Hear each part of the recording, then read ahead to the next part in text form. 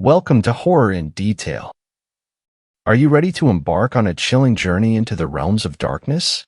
The mysterious and the bone-chilling world of horror stories. On this channel, we are dedicated to unraveling the most terrifying tales that will send shivers down your spine. First story.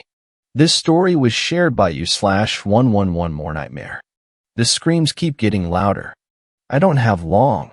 Hours, maybe less. It's nothing but darkness outside, and the screams keep getting louder. I need to warn you, God. I hope you listen. I have been writing stories on Reddit and other sites for a few years now, but have struggled to get that one breakthrough story, with my best story clocking up about 100 upvotes. I have written true stories, based on past life experiences, fictional stories of romantic encounters, sci-fi stories involving aliens or world-ending events, and my personal favorite, horror stories. I don't write for clout, but because I love it. But I will admit, I was envious of other writers who were breaking 1,000 or more upvotes. I just wanted to experience that, just once. So, I started trawling the internet for inspiration for my next story. I was determined to make it big, but unique. I was looking for lesser-known cryptids, haunted locations, abduction stories, anything I could find that would give my story a fresh twist. But nothing was good enough. I decided to check out my local library on my lunch break to see if anything was there that could inspire me. I went straight to the nonfiction section. I grabbed a bunch of old books on cryptids, UFOs, and ghost sightings, and was hopeful that something here would ignite my imagination, and started towards the librarian's desk to check the books out. Then, behind me, a dull thump made me jump. I turned around to see an old book had fallen onto the wooden floor. I guess I must have loosed it when I grabbed one of the other books, so figured I should be the one to put it back. I placed my stack of books to the side and bent down to pick the book up from the floor. I don't know exactly how to say this next part, but as soon as I touched the book, I was flooded with emotions like a cold shower running over me. I was happy, sad, scared, and angry. I was excited, had the chills, and nervous. I stood up slowly, soaked in sweat from the emotional rush I was experiencing, and turned the book over in my hand. It was a hardback, brown in color, and looked to be really, really old. The cover felt like leather but was lumpy, not smooth, and had randomly stitched ridges running through it. It was heavier than it looked, and I could smell a musty odor that I couldn't quite place. And it was warm. I should have put it back then. Hell, I should have just dropped it back on the floor and walked away. But I didn't.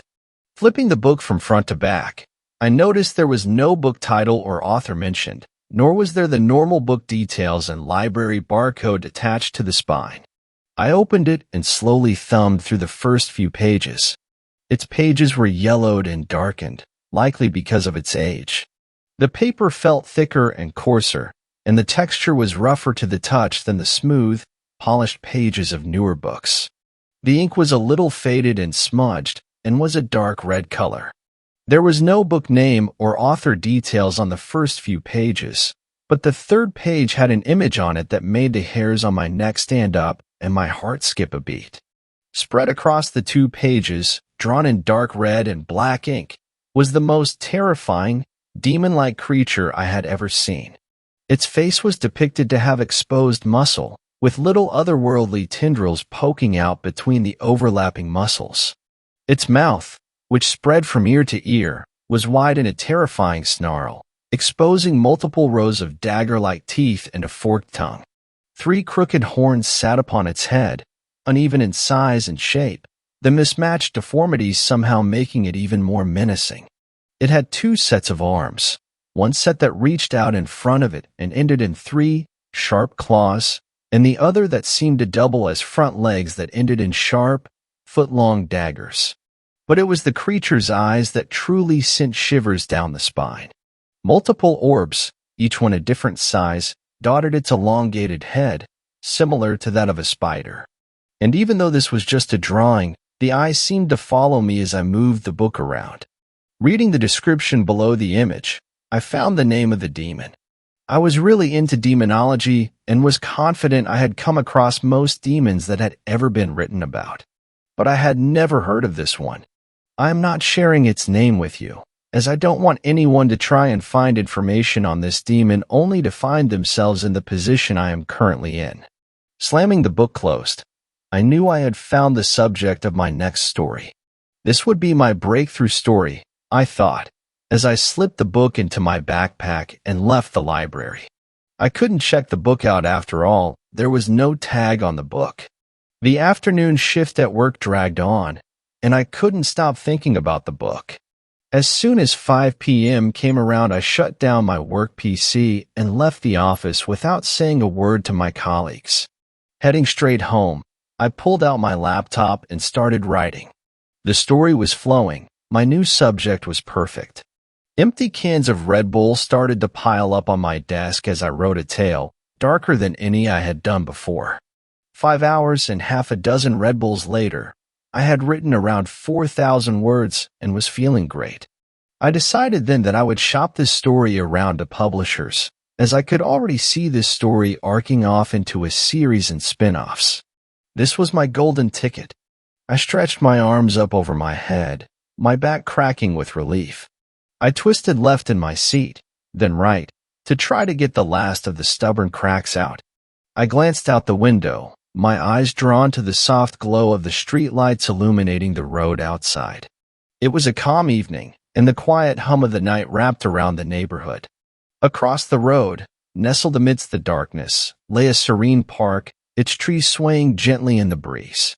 With a final forced twist, and accepting I couldn't quite get the last crack, I went to turn back to my screen when something outside caught my eye. A shadowy figure emerged from the depths of the park, slowly shuffling in the direction of my house. Wrapped in darkness, I struggled to focus on the large silhouette. It looked like a large animal, though what exactly I wasn't sure. In the dimly lit surroundings, I squinted my eyes as I strained to make out details. It appeared as though the figure had antlers or something similar on its head, though in the darkness it was too hard to be sure. As I waited for it to reach the area of the park that was illuminated, the streetlights flickered and then abruptly went dark, casting the entire street into an eerie blackness. Staring out into the darkness, my heart skipped a beat, and a shiver ran down my spine. A few seconds passed by, when the silence of the night was shattered by an ear-piercing scream. Even though my windows were closed, my body automatically reacted, my hands shooting straight up to cover my ears. Abruptly, the screaming stopped, and the streetlight flickered back to life. With a slight tremor in my hands, I nervously glanced back at the park, hoping to catch a glimpse of the figure once more. Yet there was nothing there. The park stood still, devoid of any movement or signs of life. I breathed out the breath I had been holding and tried to calm myself.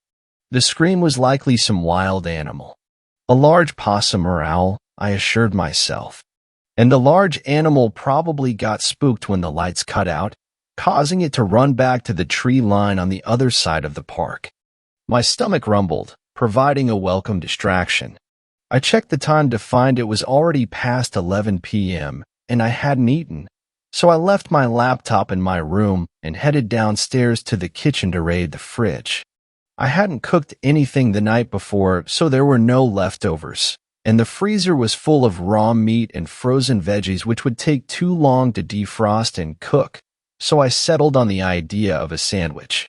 I was shuffling some old iceberg lettuce out the way to see what was hidden behind it, when the lights in the kitchen started flickering before cutting out, leaving only the light from the fridge to illuminate the room.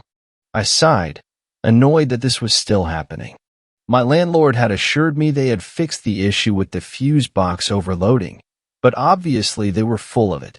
I opened the drawer in the kitchen island and fished around for the small flashlight I kept in there. The fuse box is in the basement, and there are no windows down there, making it pitch black when the power is out. Finally finding the torch, I pulled it out and clicked it on to make sure it was working. The focus beam was strong, and it lit up the area it was directly focused on, but the rest of the room was still caked in darkness and shadows. I left the fridge door open, The extra light was comforting and made my way to the basement door in the corridor. I keep the basement door locked as I rarely go down there, but I keep the key in the lock, so I never have to hunt it out. Turning the key, I heard the lock retract and felt the door move slightly. Grabbing the handle, I felt a cold rush of air as I swung the door open. I shone the light down the wooden stairs to the cold concrete floor, revealing a narrow path leading deeper into the darkness. The beam of the flashlight seemed to fade as it reached the bottom of the stairs, as if reluctant to explore what lay ahead. The chill in the air made me hesitate for a moment, but hunger pushed me forward, urging me to reset the fuse box so I can get back to sorting something to eat. Taking a deep breath, I carefully descended the stairs, my footsteps echoing through the silence of the basement. The air grew heavier as I ventured deeper, and an eerie sensation crawled up my spine, tingling with a hint of unease. I put this down to the story I had been working on all night, which made me smile. If the story was leaving this sort of impression on me, and I wrote it, I couldn't wait to get it published and see the effect it had on those who read it. As I reached the bottom step, I paused to listen. I hadn't realized how quiet it was down here. The silence was deafening, broken only by the distant hum of the refrigerator upstairs. The basement always seemed larger in the dark, stretching out before me like an underground labyrinth. Old, rusted shelves, stacked side by side like the library, were covered in dusty boxes and forgotten relics, most of which were the landlord's. The fuse box was mounted on a large beam in the middle of the basement, behind one of the rows of shelves. I worked my way around, being careful to avoid any loose items that could trip me up. The last thing I needed was to fall and injure myself. I rounded the corner of the shelf and spotted the mounted fuse box about halfway down the row. I continued forward, swatting away some low-hanging cobwebs as I went, when a rattle made me freeze. In the silence of the basement, the rattle was loud, reverberating around from all sides. I swung the torch around, my heart rate elevating. Sweat started to form on my forehead even though the room was icy cold. I swung the torch back and forward, in between the shelves and down the row I was in. My heart was pounding in my ears now, as my torch beam caught something moving between the shelves. I tried to aim the light at it through the shelves, but it was elusive and always seemed to evade the beam. Maybe it was nothing but some dancing shadows from the torch beam, I assured myself. I realized I had been holding my breath, not for the first time tonight, and let it out, calming down a little. Convinced I was overreacting, I slowly started towards the fuse box again, still flicking my beam left and right as I walked. I arrived at the fuse box as my heart rate continued to drop, setting the flashlight down on a nearby shelf and examined the panel. The fuses seemed intact, and nothing appeared out of the ordinary. Perplexed, I tried flipping a few switches, hoping to solve the mystery and restore the lights. Something clicked. In an instant, the room was bathed in a soft, comforting glow. Relief washed over me as I reached for the flashlight, switching it off and tucking it safely into my pocket. Eager to escape the eerie atmosphere of the basement, I started back down the row and back around towards the stairs. But just as I reached the bottom step, a sudden flicker in the lights caught my attention. Before I could react, darkness enveloped the room once more, plunging me into an impenetrable black void. Feeling a mix of frustration and apprehension, I fumbled around in my pocket, searching for the flashlight. As I grabbed it and pulled it out of my pocket, I froze as a shiver ran down my spine. All alone, in the cold, dark void of the basement, a warm breath fell on the back of my neck. I was petrified, frozen, unable to move. Then I felt it again, closer this time, and I heard a low, guttural rumble come from behind me. Every instinct screamed at me to run, but my legs felt weak and wobbly. Summoning what little courage I could muster, I spun around, flicking the torch on and shining the light at whatever had just been behind me. But the light just danced along the walls and floors, revealing nothing but packed shelves in the basement. My heart pounded in my chest, the silence broken only by the sound of my own uneven breaths. Then, in the darkness, a shape moved slightly behind the shelves. It was a huge silhouette, wide and tall, seemingly hunched over, but still almost touching the ceiling. Touching the ceiling with what looked to be horns. 3 crooked horns. I wanted to scream, but nothing but a pathetic whimper escaped my lips as I turned and ran up the stairs. I slammed the door behind me, but in the process, accidentally jolted the key free. It clanged across the floor, and try as I might, I couldn't find it in the torch's beam. Down in the basement, I heard the stairs creak as something heavy started to ascend. Panicking, I looked around even faster, but the key was nowhere to be seen. Whatever was in the basement was now about halfway up based on the scraping on the walls and the thudding of heavy footsteps. Fuck this, I said in panic and took off, running for the front door. I could hear the beast, almost at the basement door now, as I reached the front door. I quickly unlocked it, swung it open, and stepped out into the dark night. I took about 3 steps onto the front path and stopped. It was a dark night. Too dark. There was no light anywhere, except that of my tiny torch. No street lamps. No house lights. No stars. It was a pitch-black nothingness beyond the reach of my torch beam. And the path in front of me. It dropped off, like a cliff, into a black void that seemed to absorb the light of my torch beam. There was nowhere to go. Suddenly, tormented screams broke the silence of the night, coming from all around me. With seemingly no other choice, I turned back to the house and ran back up the steps to the still open front door. I ran straight for the stairs and up to my room, slamming the door shut behind me, locking it, and wedging my drawers between the door and the end of my bed. I don't know how I will get this message out, but I had to write it down. I had to try and warn you. The screams are getting louder, and that beast is at my door. It's been there for the last 20 minutes, just standing out there, slowly banging. I know it could get through whenever it wants. I have a feeling it wants me to post this warning. Maybe that's how it finds its victims, through the knowledge of its existence. I don't know. Don't look for this demon. Don't read the book in my room if you find it. In fact, maybe it's better I don't post this. To protect you all. But the screams, they just keep getting louder. Second story. This story was shared by you/Crimson Moon 666. Is your door locked? For the last 6 years, I have spent most of my spare time feeding my urge to research the paranormal. I have a normal day job, of course, but the rest of my time I spend on the internet. Doppelgangers are my biggest obsession. It took hours to find the site, as well as years to find anything like it. I went through the normal websites with the crazies, claiming their neighbor was replaced by an alien coming to eat them in their sleep. So much scrolling and clicking, before I realized for about the 5th time in a month I had found myself on the dark web. The dark web is a horrifying place when you first see it, but the secrets that lie in it, in my experience, have been worth the risks. Experiment 606, no clearance below level 9. Now this was interesting. I have learned that by using the dark web, you can access government secrets, things organizations don't want you to know. Here's to hoping I found a gold mine. The beginning of the page started off with several newspaper articles. Mother kills child, claiming he wasn't himself.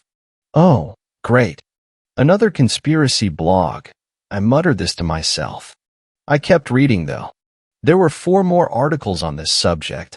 All were mainly parents killing their own children, but then it became interesting.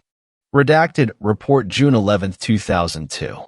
Robin Delphi found in the residence holding a knife covered in black liquid. A being was found resembling her son, but rather than blood it oozed black liquid. Robin has been taken to psychiatric treatment. She will be led to believe she went crazy. Creature has been confiscated and brought to the lab for testing. Creature labeled Experiment 707. I kept going. There were dozens of these, all with the same creature with black blood, and all reports being extremely short and vague. Experiment 606 file. Origin, unknown. Age, unknown. Ability, shapeshifter. Location, unknown. Warning, simply thinking of 606 will draw it in. Ensure you are in secure location. I laughed as I read this. Never once have I read something claiming doppelgangers could be drawn in with thoughts. I continued reading on. All other creatures confiscated did not have the level of intellect we have observed in 606. Most also killed their hosts before they were able to turn, but 606 only needed to see a glimpse, and it could. We have already lost 6 researchers since starting with 606. The creature has escaped from our hold 10 times total. I winced at the sudden loud scraping noise hitting my window.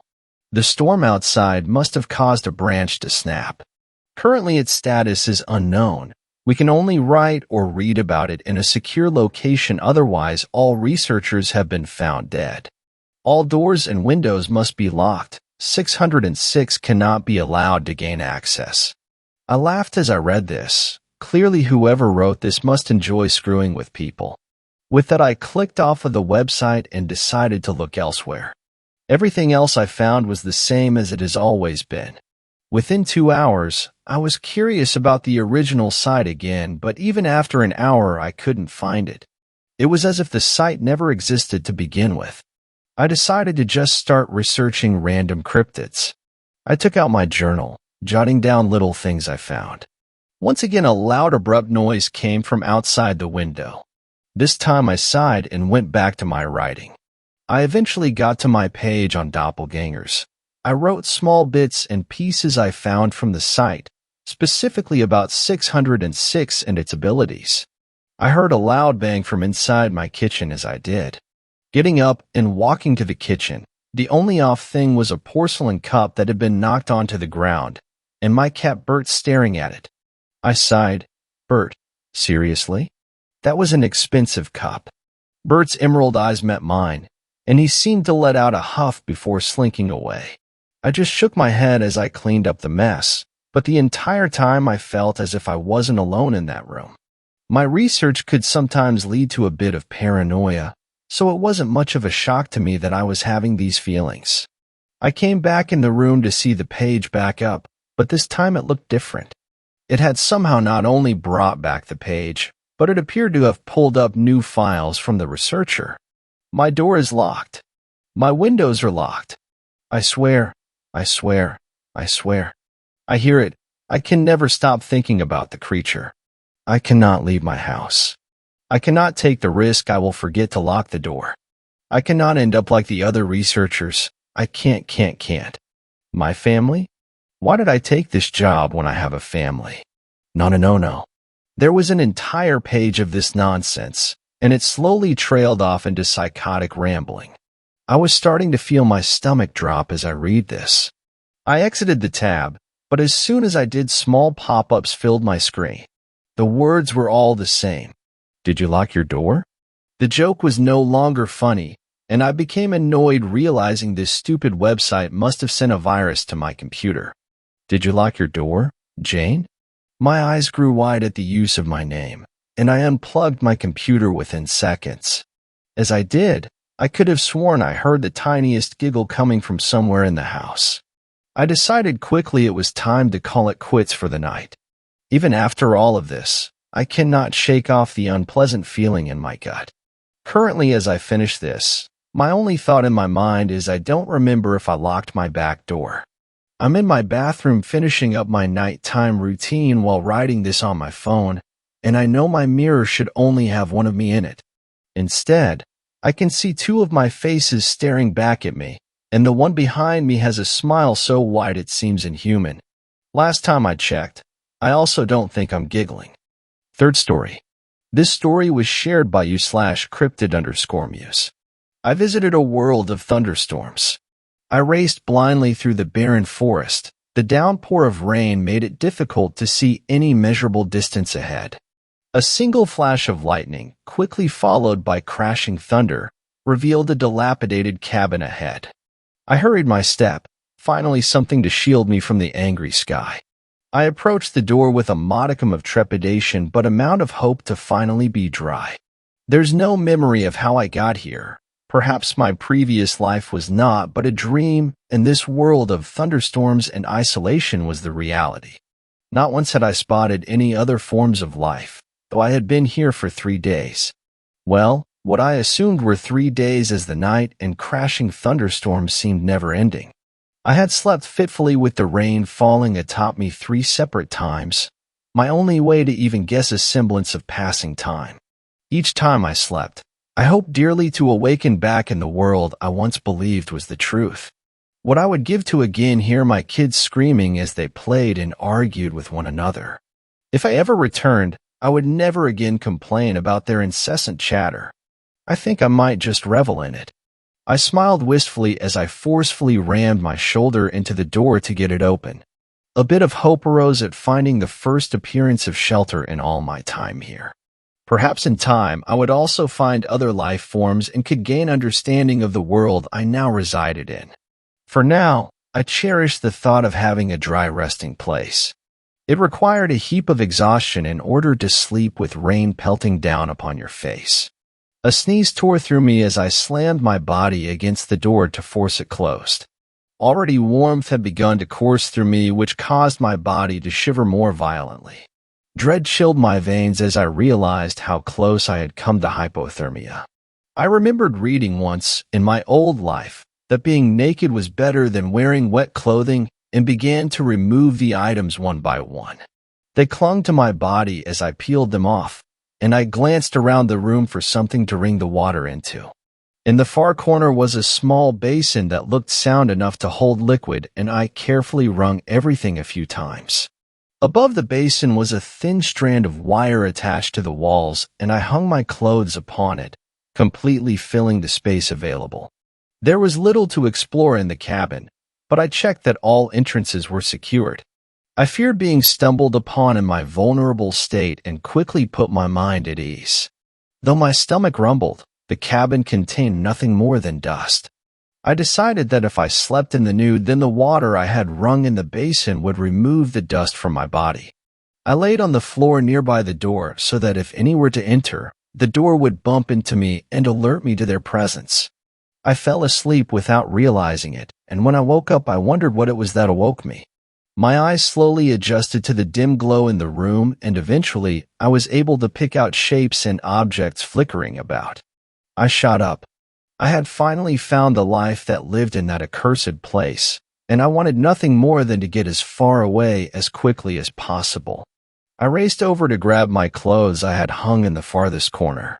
As I rushed past the sinister beings, one reached out and sliced at my arm, in fear I now believe. I cried out in pain and recoiled from the jagged figure. I decided I didn't need my bra. In fact, I only needed my shirt and pants. I rushed out onto the porch, yanking the door shut with all my weight behind me, then began to dress myself. I looked up as I finished while I aimed myself to run away and saw several more grotesque forms standing around. There would be no way to get past without getting close. Perhaps if I was fast enough, I could pass by them unharmed. I took a deep breath and took off as quickly as I could. A cut on my shoulder, another on my leg, a final one landed on my cheek. I collapsed to the ground, panting with my vision fading. 3 days with no food, improper sleep, and now deep slashes finally took its toll on me. The darkness closed in around my vision as the swarm closed in around me. Bubba, stop. That's not your drink. This is your drink. I heard my daughter calling out from the front room. Was it all a dream? I winced as I pushed myself up. Cuts. My body had cuts that were not there when I went to bed. My clothes were damp, and I noticed I had only a shirt and pants on. I went to the mirror and stared at the slash on my cheek. The memories rushed back to me, the rain, the unnerving entities, the isolation. It wasn't a dream, it was all real. Fourth story. This story was shared by _the_misery_man. Google Lens is seeing something I can't. Hi. I don't really know how to start one of these stories. It only happened this morning. Sorry, I'm still a bit freaked out. I think this is the right place to write this. I'll start from the beginning. You see, I like to take walks in the countryside. The British countryside, to be precise. It just helps me clear my head after stressing out about work. I got today off and decided to go on one of my favorite walks. It's quite a nice walk. It's about an hour long and has plenty of scenic views. Sorry, I'm going off track. About what happened to me. So, I was walking along one of the best parts of the walk. For those of you who are unfamiliar with the southern countryside, it's mainly lots of grassy hills with lots of fields. It was on a path going along the top of the hills. There were many different kinds of flowers along the side of the path. I was trying to remember the name of one of them, and I remembered I had Google Lens. I'm not much of a techie person, but I know how to use my phone. If it matters, it's a Google Pixel. That might matter later on. If you don't know what Google Lens is or how it works, essentially you can use it to take a photo of something, and it does a Google search of what is in it. It can be used to identify things, what I intended to use it for, find and translate text, etc. If it cannot identify what you're looking at, it shows images similar to your photo. I snapped the flower, and it didn't work. Well, frankly, I think it did. It just didn't pick up the flower. Apparently, according to G-Lens, there was nothing there. But the images Google found were quite disturbing. It seemed to be showing me images of a dilated eye, like an animal's eye, a frog's or something. Like really dilated, almost no iris at all and mainly pupil. Though surprised, I took another photo, and the second photo told me what the flower was. It was a cowslip. I may have freaked out when it showed me images of dilated animal eyes, but I assumed it was a bug, and I walked on. I couldn't stop thinking about it, however. It was bizarre and creepy. It made me consider whether I should smoke my joint to calm my nerves. Usually, I smoke it under a tree off the beaten path further along the walk, but I decided not to. Creepy or not, I was still wondering what had happened. So I stopped to take a few more photos with G-Lens to see if it would do it again. It worked how it was supposed to, occasionally picking up the odd tree in the background. Then it happened again. One of the photos, aimed back down the route I came, picked up something that didn't exist. And the images it showed were worse than the previous ones. This time G-Lens showed pictures of shark teeth. You know, shark teeth contorted into that menacing smile they have. It shook me to my core. I don't think I understood the most horrifying part about the two image searches. They weren't really that unconnected or random. They were both body parts of something. A morbid curiosity must have taken control because I took more photos with G-Lens than ever before. I only just started using it today. Most of them found nothing, but some showed the same things. Images of an eye with a dilated pupil without any humanity behind it and shark teeth that could turn iron into mulch. Not nice stuff. The best image I could get at both. I could see more if I moved the search box, the white box that selects the part of the photo it was looking at. I don't know what it is actually called. Around. Where I'd imagine it had to be, it had two dilated eyes and the shark teeth in the expected places. However, searching the supposed rest of it gave me an additional detail about the mysterious entity before me, the branch-like hands/limbs. Branch-like because G-Lens showed me images of branches, dark and much like crooked tentacles. I am unsure how many fingers, 3 or 4, I think. I don't think I could imagine them in motion, but I don't think it would look natural. It was also next to a tree, so I estimated its scale, which made it look quite big. Using the images G-Lens gave me with my imagination, the best description of the thing would tower over the tallest person you know, have eyes dilated like a bat in the dark, teeth like one of those deep ocean sharks, and hands with fingers that may be able to move in any direction it wants them to. I envisioned a war shark, which might look comical, badass, or, most likely, utterly terrifying. After shooting the cryptid like a model on a catwalk, I started considering what it is and, more importantly, how dangerous it is. I knew it could see me. Not only was it closely inspecting me in my first photo of it, thinking about that thing staring at me with its unnaturally wide eye a few inches from my phone makes me feel incredibly uncomfortable, but it also followed me. Yet even given this, it couldn't touch me. I cannot see it or even sense it being there at all. I mean, it was literally not there. Yet, it was somehow there but not there. I thought it could be like the Demogorgon off of Stranger Things. If that were the case, it might be able to freely travel between where it was and where I was at will. I thought about whether it could get me or not, and I decided I'd rather not risk it. I decided to turn back, ending my walk early, hoping whatever it was would leave. I also thought I could smoke my zoot at home to finally calm my nerves. I wasn't walking or running.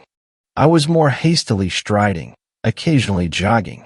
Back at where I initially found the thing staring at me, I glanced down at where the cowslip was.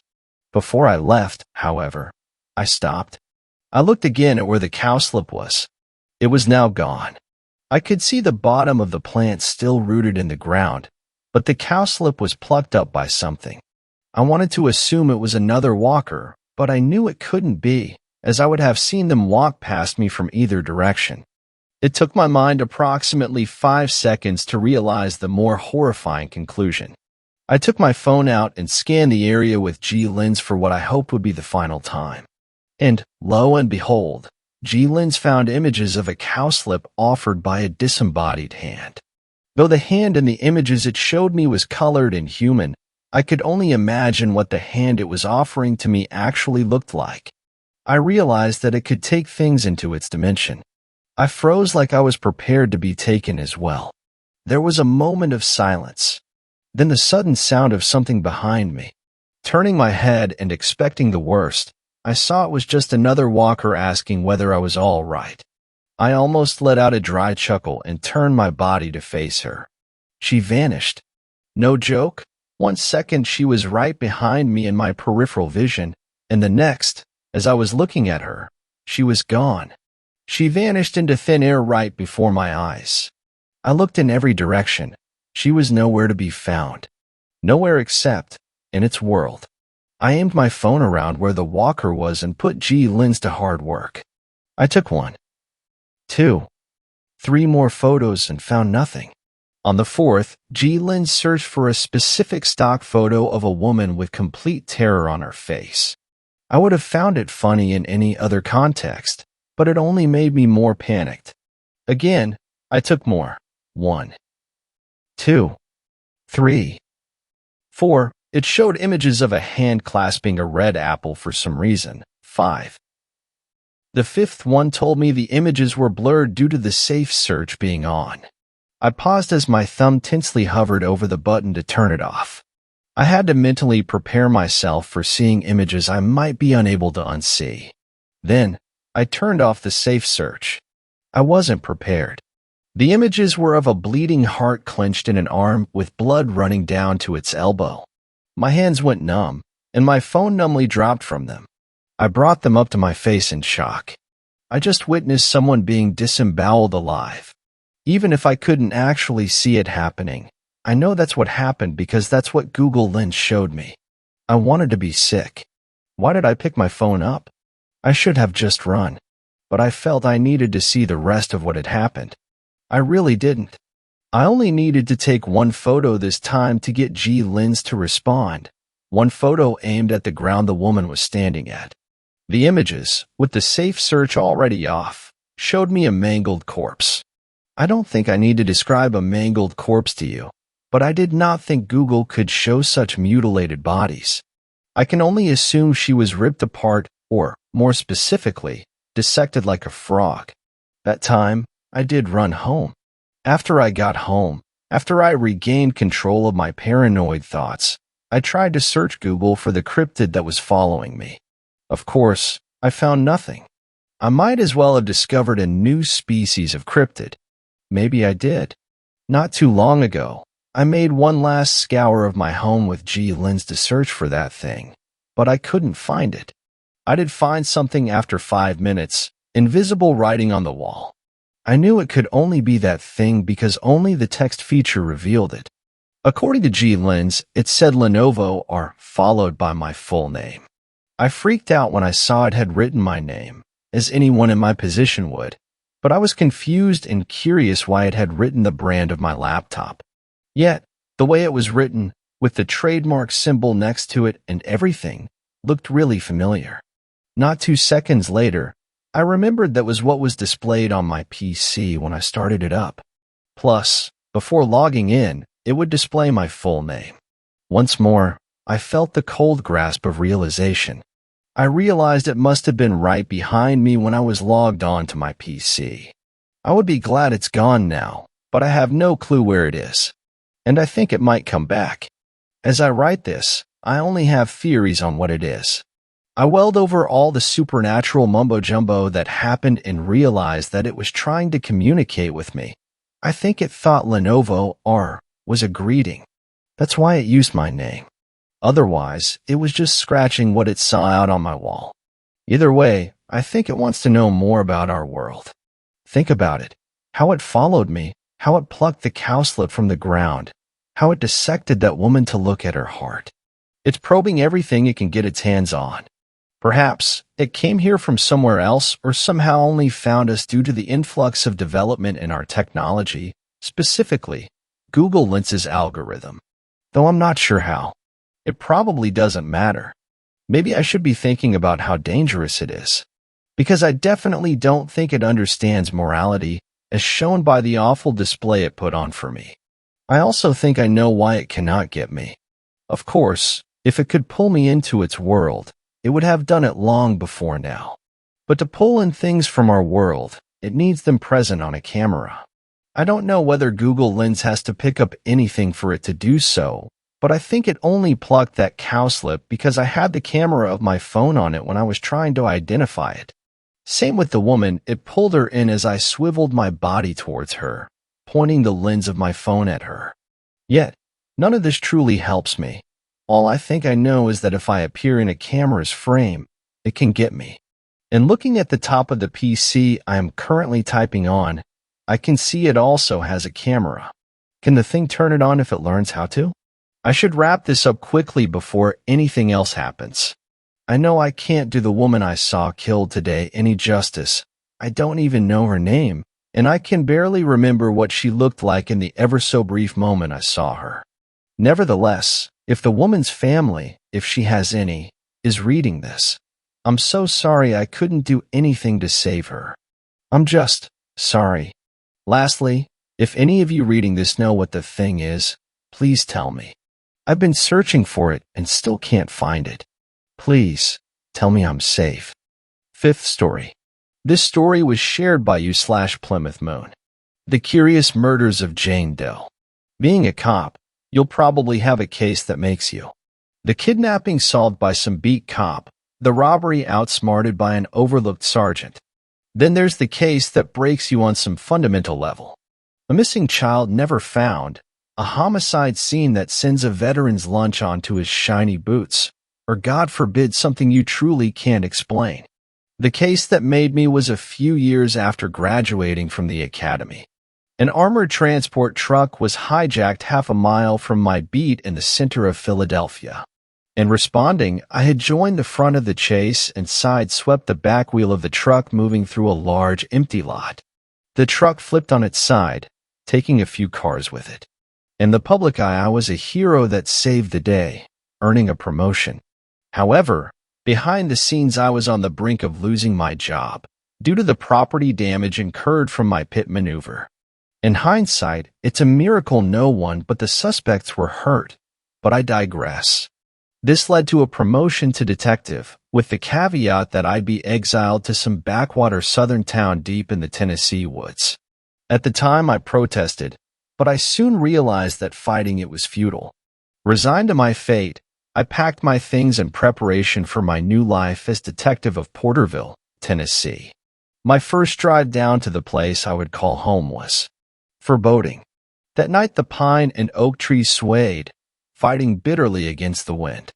I was 15 minutes away from Porterville driving down an open road, with only the moon and my high beams guiding my vehicle.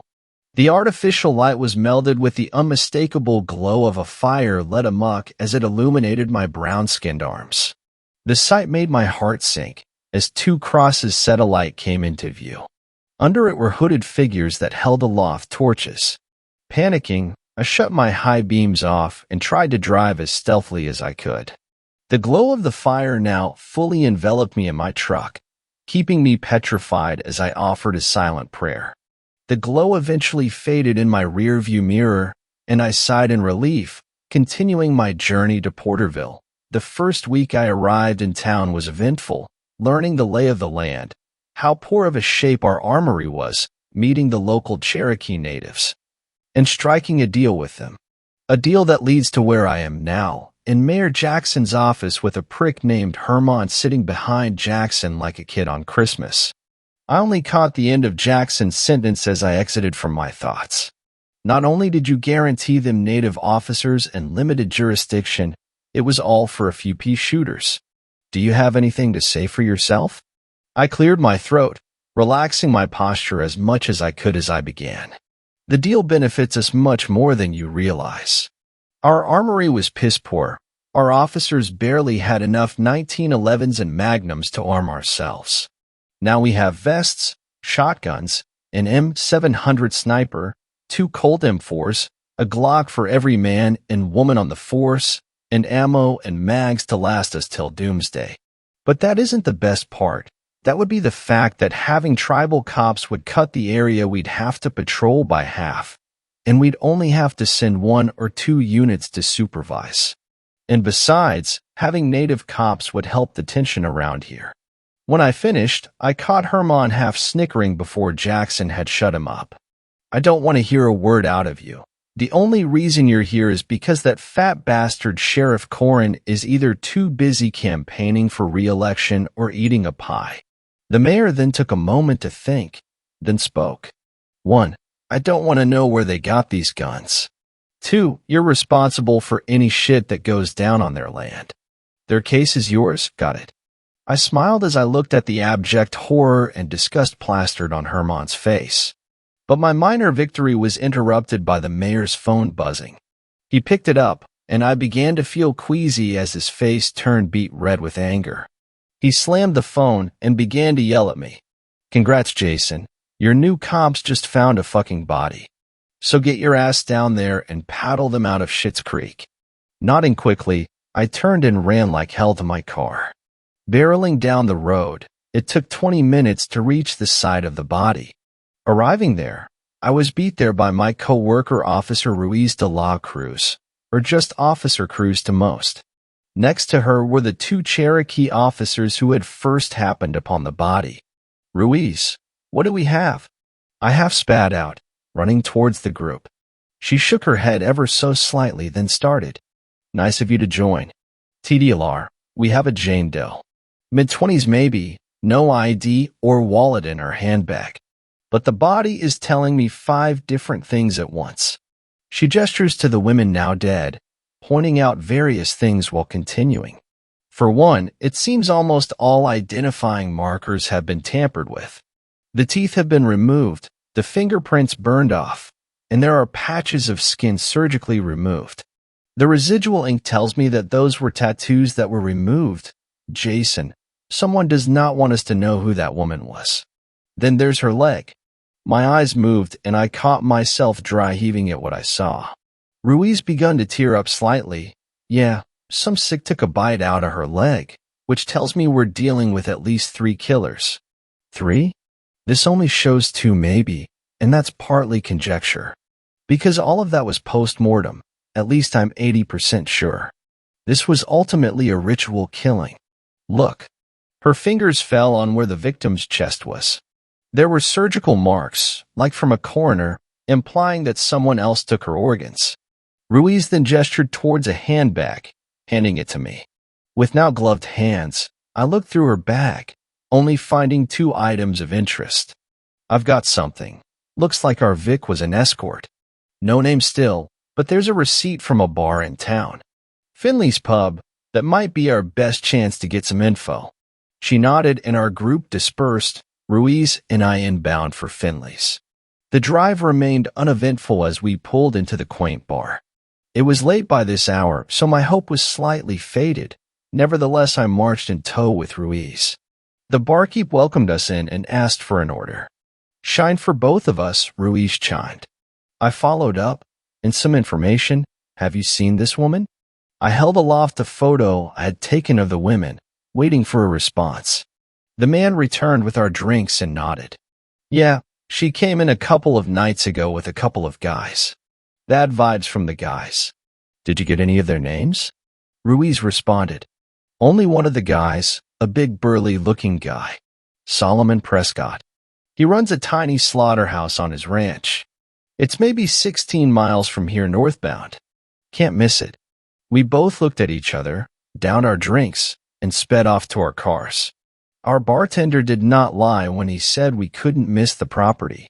A small plot of land, lined with gnarled, dead oak trees.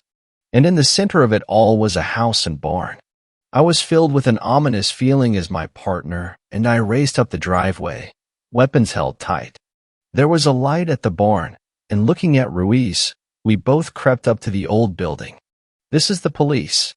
I shouted as my announcement was met with the blast of a shotgun, kicking open the barn doors. What followed was an exchange of gunfire, leaving 3 dead and 1 man with his arms raised. When we entered the barn, a miasma set upon us. It attacked our lungs and filled our nose with the scent of the dead. Ruiz had damn near doubled over to vomit, and it took every power in my body not to pass out. As I passed the bodies of our assailants, kicking their weapons away from their corpses, I took a notice to strange runes and symbols carved and tattooed on their bodies. Ugh. Solomon Prescott, I presume. Ruiz spat out roughly. Oh yeah, that's me. And I'm sorry about the smell. If I had known I'd have company, I would have cleaned up better. Listen, if you guys don't shoot me, I'll cooperate fully. Solomon said in a gravelly, matter-of-fact tone. We both looked at each other in slight bewilderment, then grabbed the man, shoving him into our car before speeding back off to our station. We soon found ourselves in a tiny interrogation room with the man known as Solomon Prescott. Officers, he started, here's just about most of the story. I have a taste for human meat. Ethically sourced, of course. I don't know why I'm the way I am, but nevertheless, about a month ago, I was contacted by an individual who identified herself as the mother. She told me that I could have the scraps of her human sacrifices. They ditch the bodies and I get a meal a day, so long as I don't interfere with the will of the father. Any dash. Ruiz butted in. Hold on. Who is this father? He's their god of sorts. At least they think it's their god. But God or no God, that thing is a powerful, old, primordial being. And the people with the tattoos, are those their children? I chimed in. Right on the money, officer. The family of EAD they call themselves. In fact, they're gonna have another sacrifice tonight. It'll be at the abandoned Hendricks farm. He paused as though he was finished, then interjected one more time. If you go, bring Molotovs, a flamethrower. Hell, any fire will work. We both nodded and thanked him for his cooperation, leaving him in the isolated box. I took out my cell phone and called Jackson. Jackson, no time. All officers to Hendricks Farm. Armed to the teeth, and I need a flamethrower. No questions. I hung up before he could respond and hopped into the seat of my truck, barreling down the road to the Hendricks Farm. Waiting for me in a nearby hedgerow was the Porterville police. Armed to the teeth, I gave a quick brief before entering the fields. Listen, people, there are 2 boys wanted alive. The mother and the father both have unknown appearances, but they should stand out. As for the rest, these are the Jamestown type, so they won't go alive. Don't let the job get you killed. Put these animals in the dirt if they aren't our poi dash. Are you insane? Do you know what this means for the department dash? Herman cut in, but was stopped after I stared at him coldly. Anyways, we'll move through the fields. Stay frosty and stay alive. The force of the Porterville police crept through fields, silent and still as death. We neared the end of the fields and gazed with horror. A glow surrounded the ceremony that reminded me of the glow that had shone on me my first day here. A chill went down my spine as I motioned for us to reveal our hand. In an instant, we had all unloaded our weapons into the groupings of armed cultists. A wall of smoke formed on the edge of the field, and walking past it lay most of our dead cultists. There was one woman, however, untouched, a still beating heart at her feet. "You fools, how dare you desecrate the stomping grounds of the Father?" The woman screamed shrilly. Her jet black hair seemed to stand up on command. Silence followed, but within that silence, the forest remained alive and announced the entrance of something. Torches lined where the ceremony was held, but there was a gap, and through that gap stepped the Father. A dreaded silence fell upon us all. Some cried, some prayed, and I just stared at the thing, fear seeping into every fiber of my being. It walked on 4 legs. It had the body of a mighty elk, but taller. Its fur was brown stained with spots of crimson, and a rib cage exposed to the world. Its head was confusing and indecipherable. There were too many animals on its face. It looked like a toddler had drawn it a little different each time. And atop of its head were 2 massive antlers, a crown of thorns for a god, real or fake. The woman turned to the massive figure and presented herself to it, her eyes filled with tears. The thing suddenly gored the woman with its antlers, dropping her to the floor like a used rag. Then the thing turned to us and spoke. "You have interrupted something you cannot possibly fathom. Your insolence will be rewarded with a fate far worse than hers." The creature bellowed, with a hollow yet full voice that seemed to fill the space around it with its presence. Panicked, I ran to find the party favor Jackson had sent us with. I walked to the thing in trepidation, tears flowing down my cheek. With false bravado, I yelled, "Then smite me down as a god would, O ye of little faith." Saying this, I hosed the abomination with fire. The scent of char and flesh filled the air as the thing let out a screech that I still can never forget. It backed off through the path it came from as a few brave officers shot rounds into it. Then the voice came back to forewarn us with a promise. "There will come a day when I return from this exile. Your machines offer you a false certainty, for they will fail you eventually. The flesh is stronger than you think, and it will surpass the machine in due time. When I come back to inherit what is mine, hope to your false gods you are dead before my conquest." The thing walked off to never be seen, but those words still haunt me. Ever since then, it has been the duty of each officer to patrol the woods to make sure that thing stays in its new domain. But every time I look out to the woods at night, I know that thing stares back at me, eyes full of hate and contempt. So I write this in case what I fear comes to pass, a record at least, of the murder of Jane Doe and the elk-like being of Porterville. But as I write, I can hear something in the woods call for us all, a headsman growing impatient. Thanks a lot for watching the video till the end. Subscribe to our channel Horror in Detail. Drop your opinions/suggestions in the comments section, and like the video as it helps with the YouTube algorithm.